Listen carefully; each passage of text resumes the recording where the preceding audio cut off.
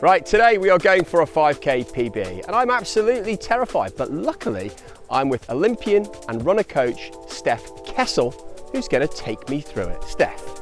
You're going to be great. We got this. What time are we going for? We're going for sub 22:38 somehow, but that seems quite hard. We got this. We got this. We're going to go straight into it. So you All right. ready? All right. Are you ready? Am I ready?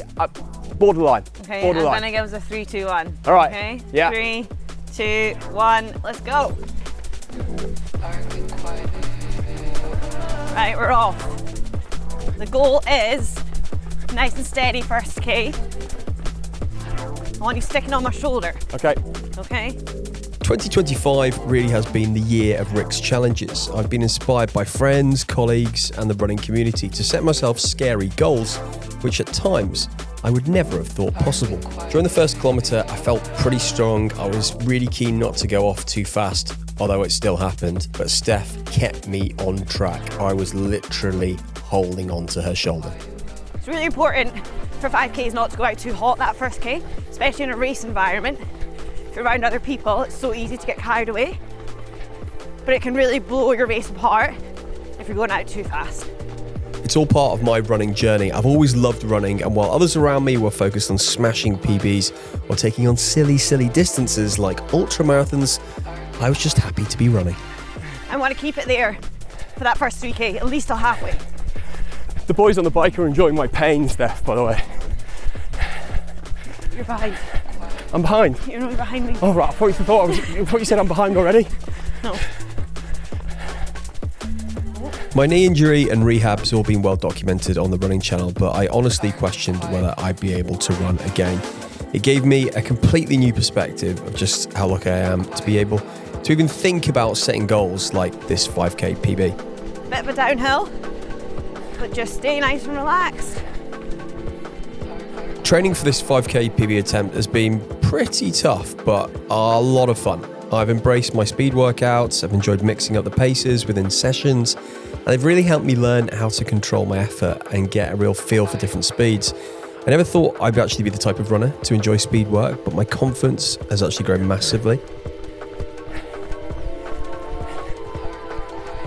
So the first K should always feel like a bit of excitement, feeling in control.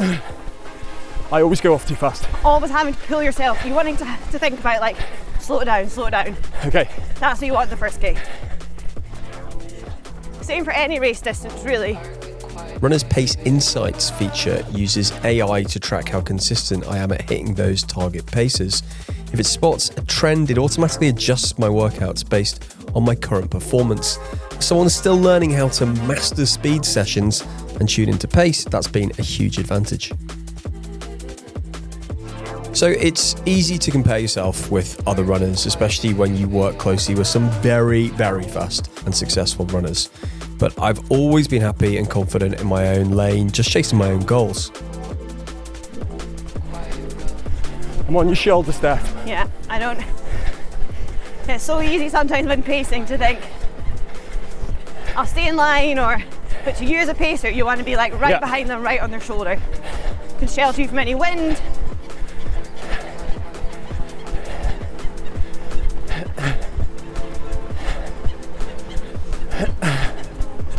Good luck sheltering my big head from wind.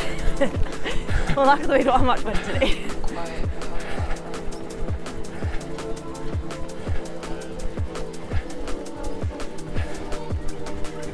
Okay, we're over a little hill here coming up.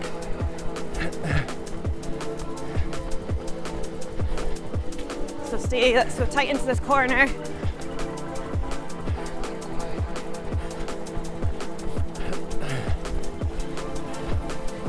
A little downhill before we're up again.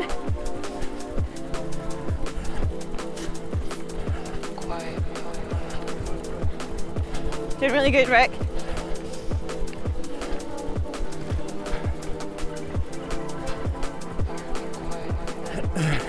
Okay, just concentrate as we're going over this little incline.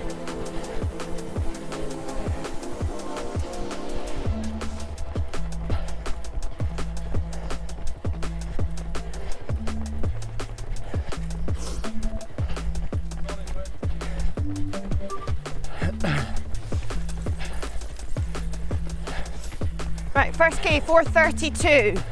This is really good. We're gonna keep it here for the next kilometre. Just break up the race into small chunks, okay? Yeah. So we're now just focusing on getting to halfway. Next K and a half. That's all I want you to think about. That's you up the top of the hill.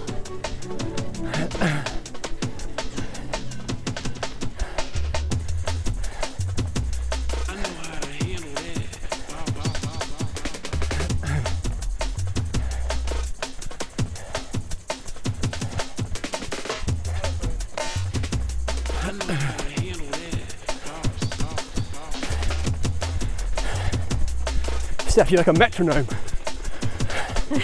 Just hitting it. That is one thing actually that I do pride myself on, is the consistency and pacing, but that takes years of practice, to be honest. I always say that to people starting out with the running, is the pacing doesn't come overnight. This is really good.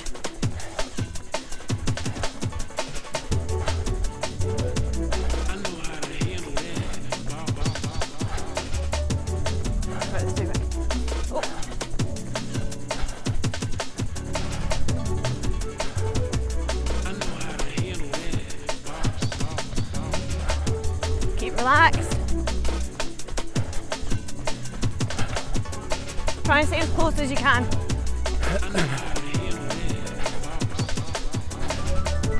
Trying to save a few metres. Oh no, doesn't work like that. Nope. Right, a little bit of a downhill here, which is nice. Let the legs go a wee bit. Runna's been really great for helping me stay on track with my training. The app builds a plan around my own goals, experience, how many days I can actually run each week, now 3. It even takes into account things like my fitness level and whether I've got access to a gym for strength work. I can tweak the difficulty and how much I'm doing if life does get in the way. And it connects with my watch, which makes my life incredibly easy for a technophobe like me.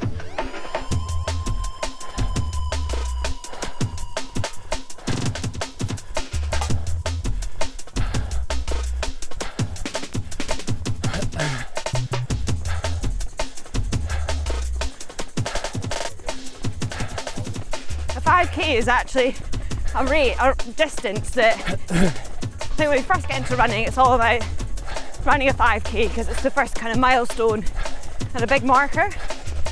But the more you get into your running, especially for those who kind of step up to longer distances, you then drop down to a 5K.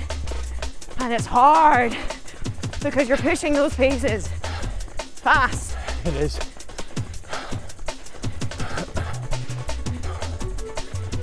And I expect around like the 3-4K marker, it will feel tough, but have that in your mind now. Staying mentally focused in the 3rd kilometre is so important. It's when a lot of runners may start to slow down without even realising. This is where the interval sessions in my Runna app have really played their part. I've been learning to control and sustain my pace through harder efforts on tired legs. We've recorded a recent podcast all about running while on holiday. For some, it's easy, but for me, not so much. Runner's holiday mode allowed me to customise my training plan to fit it around my holiday. Whether you want to keep training, scale things back, take a full break, you can set the dates of your holiday and choose how you'd like to train during that time. Runna will then automatically adjust the plan, reorganising deload weeks, modifying workout types and mileage, and ensure an easy transition back into your regular schedule once the holiday is over. Right, up this little bump. Concentrate. Stay on me.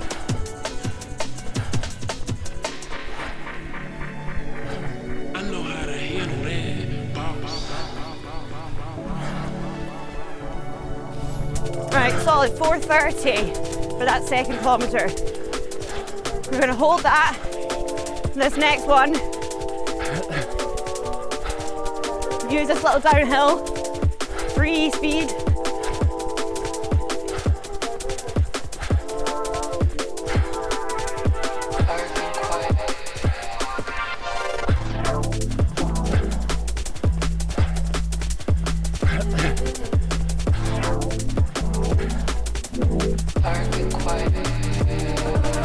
done.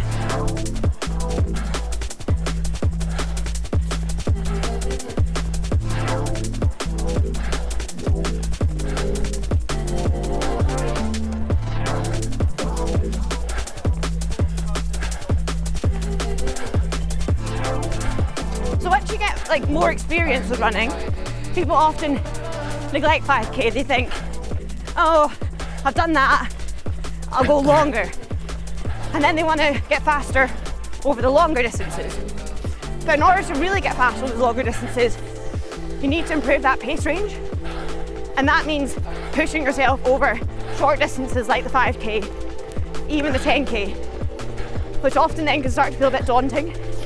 But if we can increase that pace range, then you're more likely to be able to hold a quicker pace once you've built up then your endurance and your stamina training towards those longer events.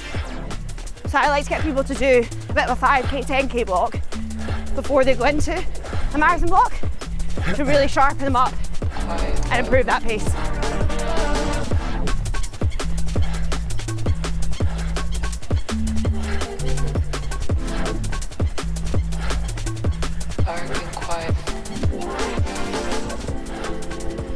Right, we're approaching halfway.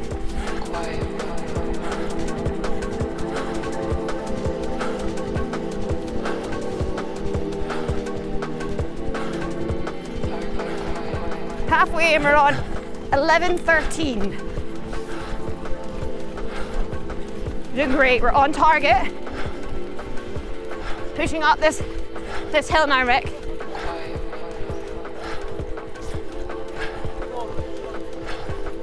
We use that downhill nicely. We've got a little bit of time in the bank, so we can relax up this hill. Sometimes it's not about trying to like force the pace up the hill. If you can use the downhill to make it up a little bit, then it just gives you that time on the uphill to relax a little bit. I say relax. Relax very loosely.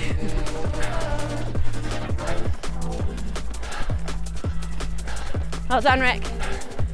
I actually found a real bonus with Runna this time was to turn the notifications on, as much to remind me not to train on that day as it was to train. Now, I'm one of these people who tends not to have notifications just because I just think it's another reason to look at my phone. But in this case, I found it really easy. You can always turn them off again, but for those tough 6 weeks of intense training, having that notification of when to do something was super useful.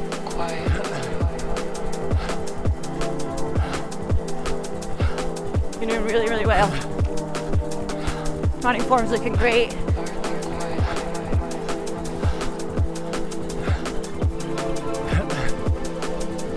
Yeah. Right, we're over halfway, so mentally that feels great. We're approaching kind of the 3rd kilometre. These next 1.5k, it could feel quite tough, but remember, it's short term, and actually when you get close to that 5k marker, and I'll count you down, you will start to find that other level where you can push that next gear.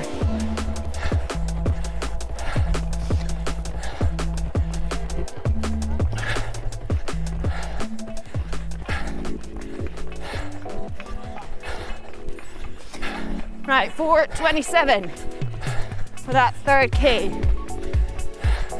We are smashing it. Let's sit tight here.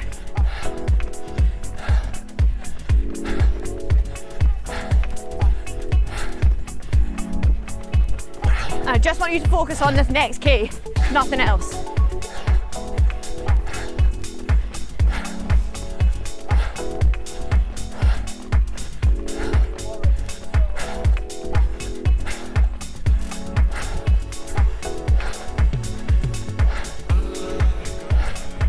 I think as we get tired, it becomes natural to start tensing. But if you can, keep your shoulders relaxed, let the oxygen in and out. During the middle section from 2 to 4k, this is where the pain came on, but not until about the 4th kilometre. It was there that I actually gave myself a percentage and said, you know what? The chances of me getting this PB I'd put at under 5%. Now, normally I'm quite a positive thinker and I'll back myself, but there was no chance. I was wiped out. Realistically, I just didn't see this happening. My head was going back. You could see me dropping off. This is where Steph did something really clever.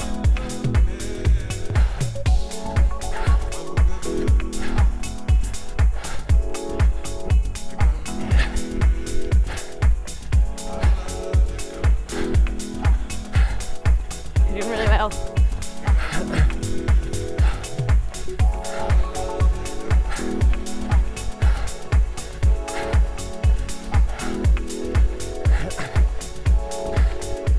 It's quite common for this K to be the toughest and sometimes for people the slowest.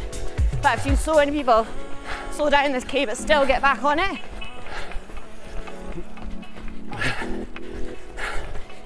It's just amazing when you enter that final K, like you do, just kind of brain takes over. You count down every metre. Come on, Rick.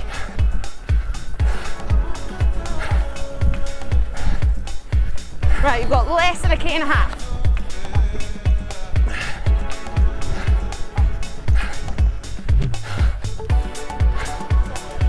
Come on, Rick. Over this little bump, and we'll use that downhill.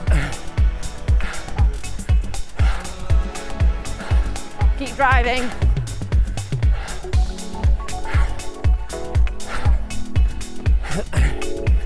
Pushing up this bump. I know it's hard.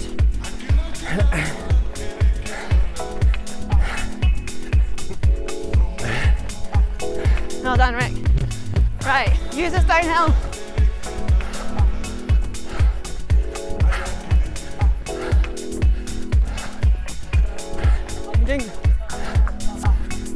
Pardon? Okay. The last K, we're going to split into 4 by 250 metres. And we're going to try and progress that pace. We don't want to go out too hot too early because a K can feel a long way when you're tired. But for breaking it up, it just mentally helps you get through it. This is really strong. In the bag, the PB's pretty much there. If you can keep on this. So instead of just dropping back to meet me, she dropped halfway back when she could see that I was falling away from the pace. And then she dropped back again, then put me on her shoulder and pulled me with her. Now, most people would have just come straight back and I wouldn't have been able to go with them because I'd go, well, I've lost the pace now. She kind of gave me that tiny bit of hope that I was going to do it.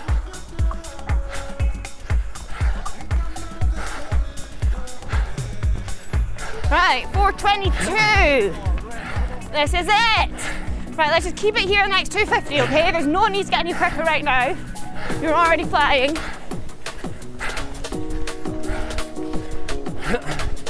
Really digging deep, embracing that pain.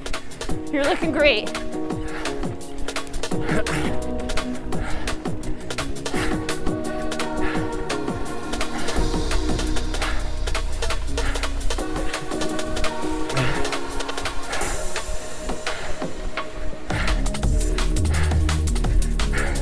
Right, this will be your toughest bit up this little bump, but you've done it twice already. You've got this.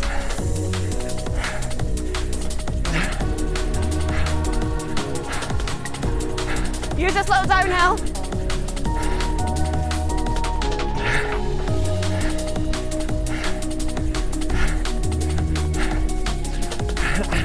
Come on, Rick.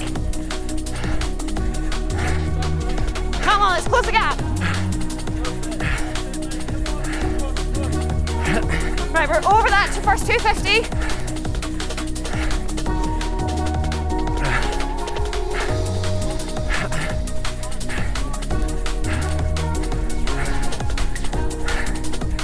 Use those arms to really help drive the legs. Come on, Rick.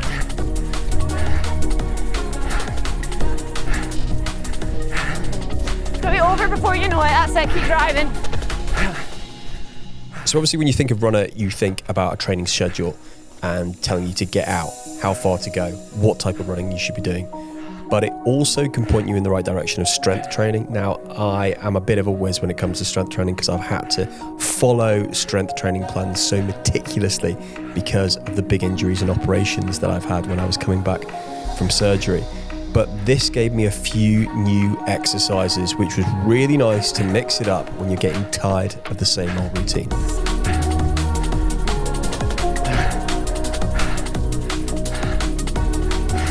Right, we're on half a K to go. Really focus on grabbing those arms. Stay as close to me as you can.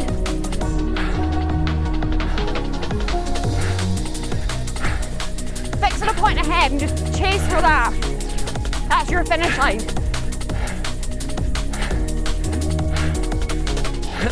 Come on, Rick. One half of the track, 400 metres.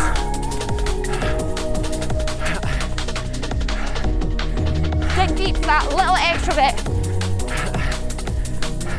I know you're working so hard, but there's definitely more there. So last few meters to go, I had no idea if I was still on for a PB. Steph was saying, keep up with me, keep up with me. I was assuming her shoulder was the PB line, and I was just exhausted. That is the most exhausted I have ever been over running a short distance. No ifs, no buts. I was completely and utterly gone. Coming strong. Right, 250 to go. That's it. Pushing this last bit.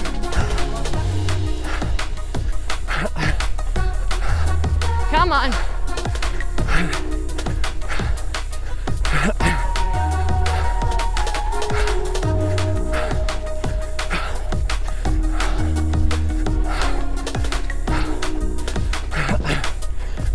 Into like the last 30 seconds or so max.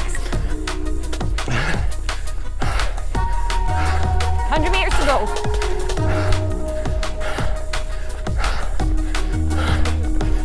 Come on, Rick. Yeah.